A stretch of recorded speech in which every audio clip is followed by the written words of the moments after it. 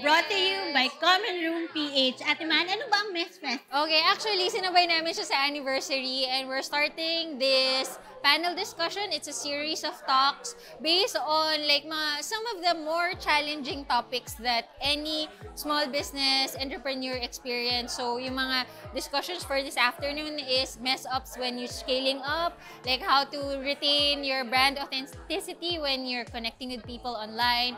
And then the other one is like yung challenges naman when you are consigning and joining events. So, we really just want to make this opportunity a learning experience for everyone by sharing the things that were challenging to them, yung mga mess-ups and fails nila, in the hopes na all the other roomies will learn from their experience. And if ito ang mga topics na gusto nyong malaman in your small business, then this is the episode to watch.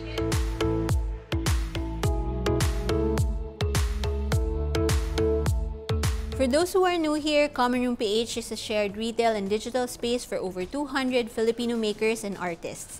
If you're looking for unique locally made products, we have branches in Power Plant Mall, UP Town Center, Alabang Town Center, Ayala Malls, Manila Bay, and the Atrium of Makati. Hello, my name is Lala. I'm the maker of Simoy ng Haraya. Today I'm going to talk about how I scaled up my business and the slip-ups that came with it. When I hear the word scale up, it sounds so big. Pero when it comes to our business, it's actually very relative. Like most of you, siguro, you started making products for family and friends. So that's how I started. I got encouraged kasi nga I had positive feedback. So after nun, I decided to go out there and join bazaars. Luckily, the first bazaar that I joined was Yabang Pinoy. I had a good experience. So ito na yung scale up number 1. Join a lot of bazaars as much as I can. And then the slip up there was, it won't always work. Diba? Sa Yabang Pinoy, it worked. It encouraged me. But then again, in other bazaars, it didn't work. When I was trying to analyze ano ba yung problema, I realized na, teka wait, Simoy ng Haraya back then was actually a niche brand. What people want are imported goods, ganyan. Parang wala pa masyadong support on locally made items.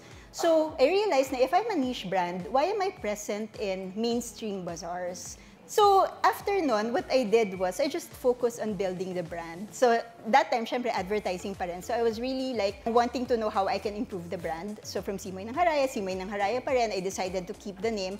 But since the brand was growing, that was the time when I started to have values. This was the time that I started walking the talk because I was just too focused on growing the brand and walking the talk. More people found me. Eventually, they became important stakeholders in my business and very instrumental to where I am now. So what I'm saying is, nandun lang ako na I'm enjoying the process, I go to these bazaars, and then someone discovered me. So how will I then grow some more? As a small business, hindi to yung, oh, mag-expert na ako, hindi ganun level. Sabi ko, wait, everyone's in Lazada, I'm not. But then it's Lazada. Am I ready? So that's the scale up that I did. I'll be present in Lazada. I decided to be in Lazada. 2022, I had Simoy ng Haraya Lazada flagship store. And the slip up there was, it's a very unfamiliar market. Sa Lazada, it's free for all. All kinds of market nandun. Pag mag-review kayo ng masama, it's actually blocking all the buyers already. So, but I can't do that because I'm in that space and that's how it works. Very transactional. So yan, so yung solution, I just try to answer it directly. Yun, so I'm still learning actually kung paano yung Lazada.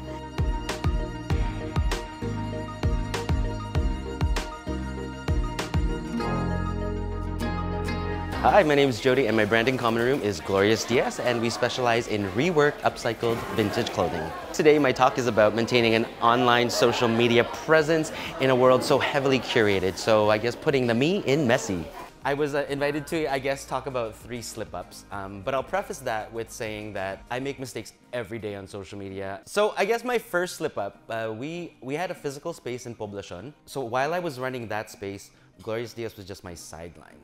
So I treated it as such and we hired someone to do our social media. And I think that was my first mistake because I think I was going by the book. I only understood the power of social media to the brand, quote unquote, when the pandemic happened, sadly. So that's when, okay, wala akong choice. I have to do my own SOCMED.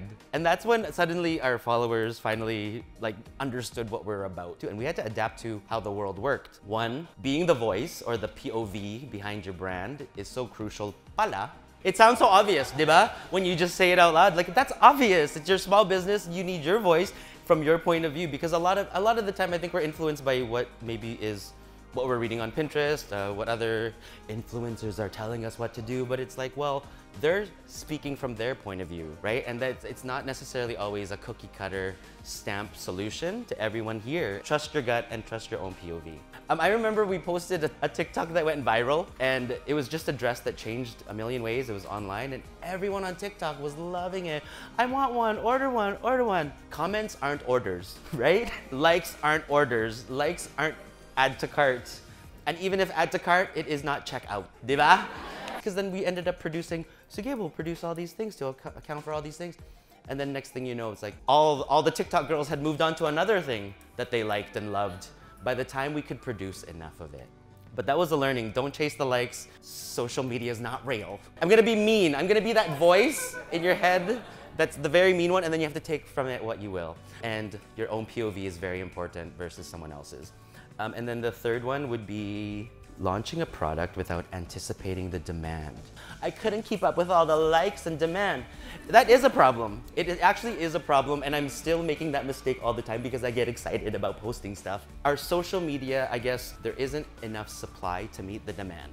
Yes, we're online, but we're actually not accessible. And this is what I'm talking to people who want to purchase our products online. We pulled back from online because we wanted to meet people. We wanted to see the people who were wearing our stuff and trying on our stuff and just have that like less transactional relationship, because that was something we had learned from the pandemic, where it was like, if there was an opportunity to work in retail, but we were missing that human connection that the pandemic kind of taught us all, I'm gonna like milk it. I want that face-to-face in retail back. I want that again. There's freedom in being able to talk about all the things you love and care about.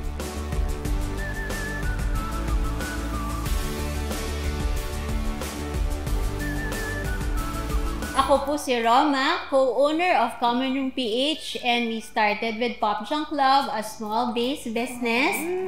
First slip up, not admitting to oneself the real costs of doing bazaar. Before, sobrang saya na namin na mabalik ang bazaar rent. Siguro naman mas magaling na kayo sa amin nun, diba? Alam nyo naman na hindi lang renta para masabing kumita ka sa bazaar, diba? Tama? Siyempre kasama na yung cost of goods, tama? In short, marami kayong overhead na hindi ina-account. Kaysa nagsisell kayo ng quality products, lumalaban kayo sa quantity. So you end up with products that will no longer sell and you sell it at a lower price para lang ma-move yung stocks ninyo. So what's the point of doing the business if you're just selling it at a lower price than it should be sold? Next is joining too many and unable to fully stock up on all. Join ako ng maraming bazaar na hindi ko naman mas stock upan lahat. So andun ako sa booth, nagtatahi para lang I have enough stocks to meet the rent. Kung kaya nyo lahat, okay lang naman. Pero may mga araw na hindi nyo na mapunuan, sayang naman nagbayad pa kayo ng dalawa. Diba? Kung hindi nyo afford yun, bakit nyo gagawin yun? Kasi dumodoble lang yung overhead nyo of joining two bazaars kung sa isang bazaar naman mauubos siya. Pangatlo, learning too late that I can't do it all. Ang natutunan ko doon is, I want to create new things. And if you see yourself doing the same thing over and over again, and nawawalan ka na ng opportunity to create and do the things you love about the business, then you're losing opportunity than just asking someone and training someone and trusting someone that they can do what you can do.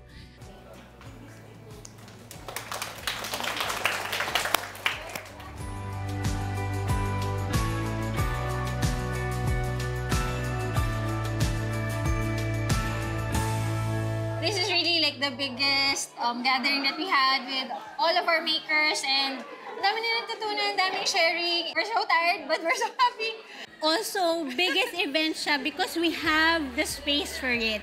And ito talaga yung pinaka vision namin for the Mess Studio, for a third space, a place for us to gather, connect, and be inspired together. And now, we have a space to do all that. We are really happy with our first Mess Fest, and we are so confident na marami silang natutunan and na-inspire kami all together. Oh my gosh, happy 9th anniversary, partners! Thank you for sharing your time with us. And if you also want to be inspired, visit us at any one of our branches. We have branches in Power Plant Mall, UP Town Center, Alabang Town Center, Ayala Malls, Manila Bay, and Atrium.